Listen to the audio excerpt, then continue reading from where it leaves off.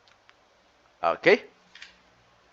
Repeat the same process for the rest of head losses.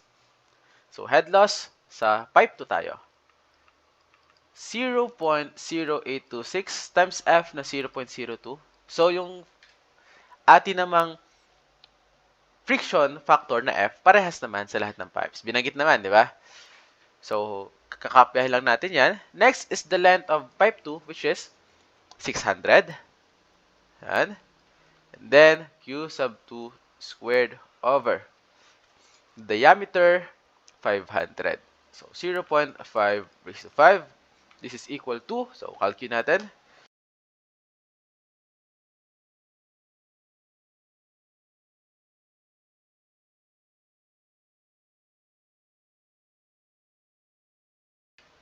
So, the answer will be 31.7184 Q sub 2 squared. So, repeat for head loss sa pipe 3. 0.0826, 0.02 times the length is 360. 360 Q sub 3 squared. And so nakikita mo ng pattern ha, iniiwan lang natin yung mga discharge as is, di natin gagalawin. Tapos yung mga numbers sa gilid, kukunin natin yung equivalent values nila. Yan, to simplify. Yung purpose na to simplify. So parang mga coefficient lang sila, nagiging coefficient sila ng mga discharge natin. So 0.0826360, diameter ni pipe 3, 450 or 0.45 raised to 5. So, this one, calculator natin, ito ay 32.2292 Q sub 3 squared. Ayan. So, kapag sasagot kayo, sasabayan nyo ha, huwag tititigan ng mga sinasabi ni sir. Wala tayong makukuha dyan kapag tinitigan lang natin. Sasabayan. I-pause nyo na lang pag medyo nauuna or i-forward nyo kapag nauuna naman kayo. So, head loss sa pipe 4, okay, 0.0826. Friction is 0.02. Length ni pipe 4 ay 480. Yan. Lagay natin. 480. And the discharge, sige, lagay natin Q sub 4 squared over diameter is 450 as well. So, 0.45 meters raised to 5. So, calculator natin. Calculator. Lalabas dyan is 42.9723 Q sub 4 squared. Okay. Well, next, head loss naman tayo sa pipe 5. So, for the fifth pipe, okay, ganun pa rin, 0.0826, 0.02. How about the length? 540. Q sub 5 squared, and then diameter is 600. So, over 0.6 raised to 5. This all will be equal to 11.4722 Q sub 5 squared. So with this, kompleto na lahat ng mga head losses natin. Diba? Mayroon na 1 to 5. So, next step, once kompleto na si head loss, lahat naka-discharge na, in terms of discharge, what we need to do is using these equations of discharge, kunin na natin yung relationships between our head losses or sa ating mga discharge. So, una, Q1 is equal to Q5, Q3 is equal to Q4. So, let's write that down. Q1 is equal to Q5, Q sub 3 is equal to the discharge at pipe 4. Okay? Next, sa head loss. Meron. Ang head loss sa pipe 2 equal daw sa head loss sa pipe 3 plus head loss sa pipe 4. Ilagay natin. Head loss sa pipe 2, 31,718,4. Okay? 31,718,4. So, lagay natin 31,718,4. Wait lang. 31.7184 q sub 2 squared. Okay? Ito ha, is equal to head loss 3 plus head loss 4. So, head loss 3 is 32.2292. 32.2292 q sub 3 squared plus head loss of 4, which is ito, 42.9723. So, 42.9723 q sub 4 squared. However, nakita mo dyan, ito, di ba? Sabi niya, q sub 3 is equal to q sub 4. So, equal naman pala. Therefore, yung q sub 4 dito, pwede na natin palitan yan. Okay? So, wag na q sub 4. Gawin na natin q sub 3. Kasi equal naman sila. Di ba? Equal naman. So, kung ganon, simplify natin to. Okay? So, this will be equal to 31.7184 q sub 2 squared is equal to 32.2292 plus 42.9723. So, this will be 75.2015 q sub 3 squared. So, at this point, makikita mo yung relationship between yung q sub 2 and nung q sub 3. Diba? So, kapag may mga ganyan, mas maigi, i-simplify mo na din. Okay, i-simplify na natin. So, i-divide natin both sides by 1 over 75.2015. Okay? So that yung nasa left side, makakancel. Okay, makakancel. So, ang mangyayari, okay? So, q sub 3 squared is equal to 75.2015 over 31.7184. 2.75.2015. 2.3709. 2.3709. 3709 q sub 2 squared. Okay?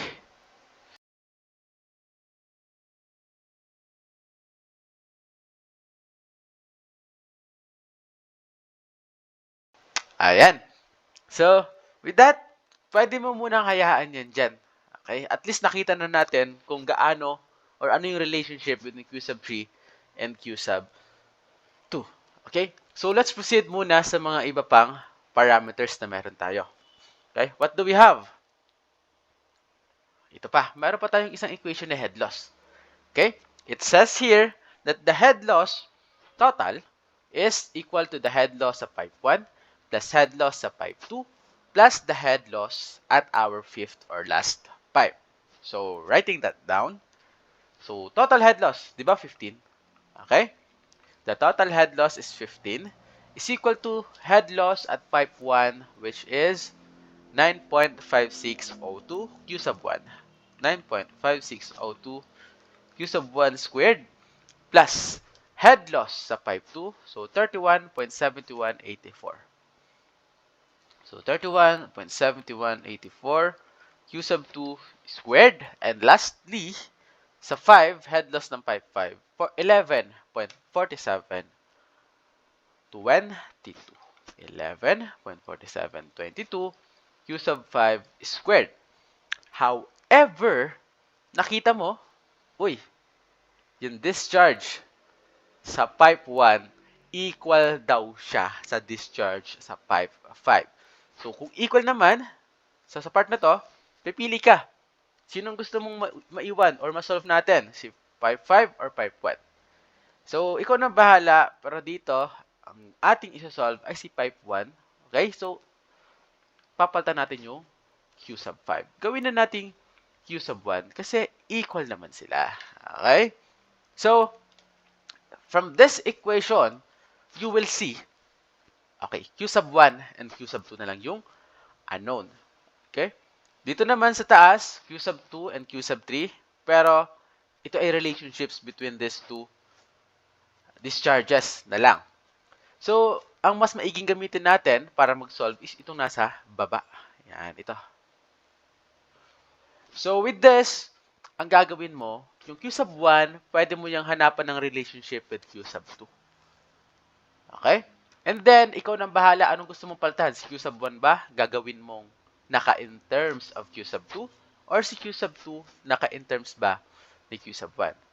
So, para mahanap ang relationship na yan, balik ka doon sa mga equations natin. Okay, hanapin mo doon yung merong Q sub 1 and merong Q sub 2. And nasaan yun? Ito. Diba? Isa lang naman. Okay? Si Q sub 1 equal siya kay Q sub 2 and Q sub 3 combined. So, sulat natin. Dito na lang sa baba. Q sub 1 is equal to Q sub 2 plus Q sub 3. So, pero napansin mo, sir, dalawa naman yung nandyan. May Q sub 2 and may Q sub 3. Yes, pero 'di ba, from this equation sa taas, nakuha mo na yung relationship ni Q sub 3 and Q sub 2. So, what we have to do is to just isolate yung variable na gusto mong iiwan. Sino ba ang gusto nating maiwan? Si Q sub 2. Kasi siya yung meron dito sa last equation natin. Okay? So, ibig sabihin, sa part na to, ang gusto mong palitan, si Q sub 3. So that, yung Q sub 2 and Q sub 1 na lang yung maiwan. So, what we will be doing is isolate Q sub 3. So, paano yon? Divide natin both side by 1 over 2.3709. Okay? So, this will become Q sub 3 squared over, so lipat lang natin itong 15, and over 2.3709 is equal to Q sub 2 squared. Okay, simplify natin. Simplify natin yan. So, simplifying this one, so 1 over 2.3709, so 1 divided by yung 2.3709, yan ay 0.4218. Okay? So, Q sub 2 squared is equal to 0.4218 Q sub 3 squared. Pero kasi nga, ang nakalagay dito, walang square root or walang square, hindi naka-square. So, i-square root natin ngayon yung both equation. Ayan. So, makakancel yung square root dun sa Q. So, Q sub 2 na lang. Okay? And then, dito naman sa kabila, okay, magiging Q sub 3 na lang. Q sub 3. Q sub 3. So, 0. Square root ng answer, 0.6494 Q sub 3. Pero, wait. Okay? Di ka ang gusto nating maiwan ay si Q sub 3. Si Q sub 2. So, yung Q sub 3 yung papalitan natin. So, kung ganun pala, baliktad yung ginawa ni Sir dito. Okay? So, sana napansin nyo yun. So, pag ito ang nilagay mo doon, syempre, Q sub 3 yung may iwan. So, si Q sub 3 nga ang gusto natin palitan. So, dapat si Q sub 3 ang naka-isolate. So, gawin natin. Okay? So, Q sub 3 is equal to Q sub 2 over 0.6494. Ganun pa din. Dinivide lang natin both side by 64.94. So, at this point, pwede mo na yung i-substitute doon sa equation natin. Okay? Pwede na. So, lagay natin. Okay?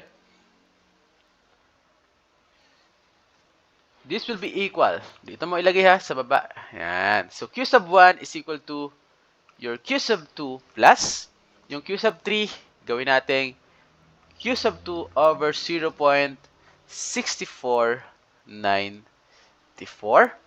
Okay, simplifying.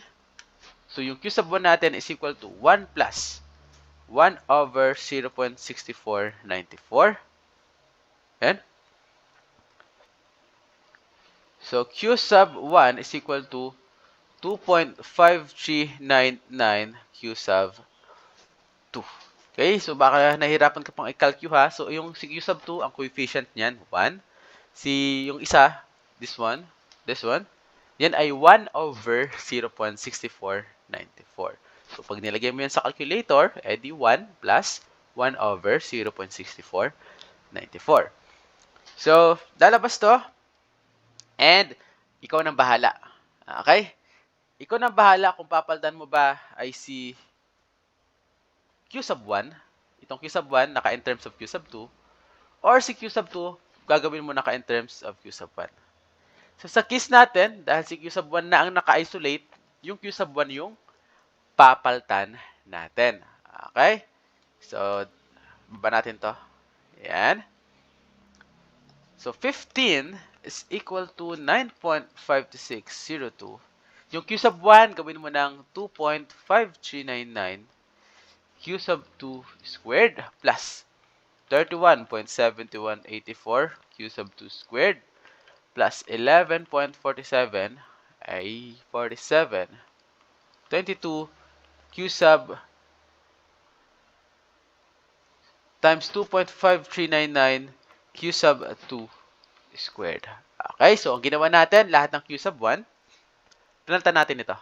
Ayan. So at this point, pwede mo nang idiretso ng shift solve yan. Okay, makukuha mo na agad si Q sub 2.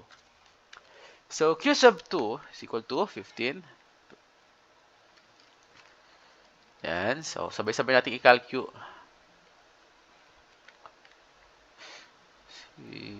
X squared plus 40.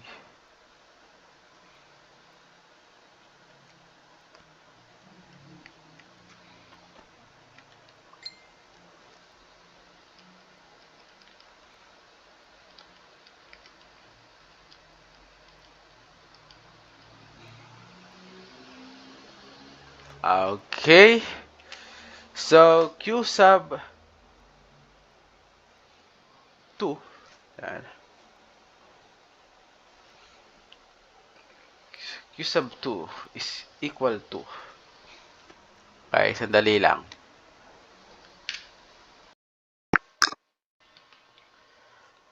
Ayan. So, I noticed na meron pala meron tayong na mali. Okay, na mali sa paglalagay sa calculator. So, saan yan? Hindi ko alam kung napansin nyo. Nandito yan. Yan. Ito. Okay, dito. Yan. Siyempre, hindi 2.3709 yan. Yan ay 0.4218. So, papalitan na natin. Let's correct these things. 0.4218. Okay? So, with that, ito syempre, yan, hindi mo nagagalawin. Okay?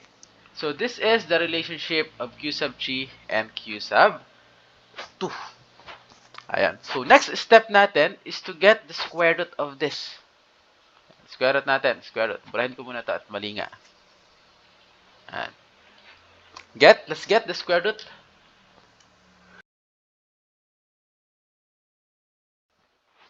So, square root ng dalawang side. So, Q sub 3 will be equal to 0.6494 Q sub 2. Okay? So, meron na tayong value ni Q sub 3 na naka in terms of Q sub 2. So, anong gagawin mo dyan? Substitute mo siya dito. Ayan. Okay? So, malito syempre. So, di ba? Kahit si sir nagkakamali pa sa mga gantong bagay. So, it's normal. So, ang kailangan mo doon, ma-practice paano ma-recognize yun. And so, you have to recognize. So, through practice, syempre. So, sa una naman, may references tayo ng mga final answers. So, mapapansin natin kung nagkaiba yung sagot. So, one skill is to deduct. Saan ba tayo banda nagkamali? So, and from that mistake, syempre natututo tayo. Okay. So, next time, mas mag-iingat. And also, at least aware tayo na there's a room for improvement. Yan importante doon. So, Q sub 2 and yung Q sub 3 natin, di ba? Balik tayo doon, nakalimutan ko na. 0.6494. 6494 Q sub 2. So, simplifying, Q sub 1 is equal to 1.6494 Q sub 2. Okay, so like what we did back here, so yung Q sub 1 natin, palitan natin nitong 1.6494. Okay, so buburahin natin to, palitan natin. Yan. 1.6494. Sa kabila din, 1.6494. So, let's do solve ulit si Q sub 2. So, 15 alpha equal to, ayan, sulat natin. Kasi medyo mahaba-haba yan.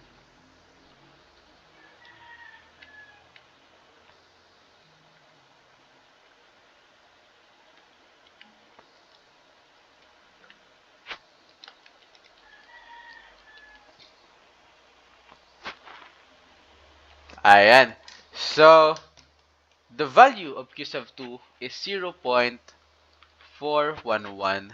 meters per second. So, yan na si Q sub 2. Okay, so ang pinapahanap is yung discharge sa lahat ng pipe. Diba? So, balikan natin. Discharge sa lahat ng pipe in each pipe. So, punta naman tayo kay Q sub 3. Yan. So, Q sub 3. Kasi, kaya mo nang kunin yon. Paano? Diba ay may relationship sila? You know? Yan. So, Q sub 3 is equal to Q sub 3. Q sub 3 is equal to 0.6494 ni Q sub 2. So, this is equal to 0.267 cubic meters per second. Ayan. Okay? Isa pa. Q sub 1. So, Q sub 1, dito na. Yan o. Yan o. Q sub 1 is equal to Q sub 2 plus 0.6494 Q sub 2. So, this is equal to 0.677 cubic meters per second. Yan. Okay, isa pa. Q sub 4 naman tayo. Q sub 4 and Q sub 5. So, saan natin kukunin ang kanilang relationship? So, akit tayo. Sabi doon, Q sub 3 is equal to Q sub 4 and Q sub 1 is equal to Q sub 5. So, Q sub 1, ito na din ay equal sa Q sub 5. So, Q sub 1 is equal to Q sub 5, equal siya kay 0.677 cubic meters per second. And then, Q sub 3, equal siya kay Q sub 4, equal naman sila kay 0.267 cubic meters per second. And that is your, okay, that is your final answer. Okay. Yan na. So, for any questions, do not hesitate to ask your sir. Ayan, so, good luck sa inyong pag-aaral. Bye-bye.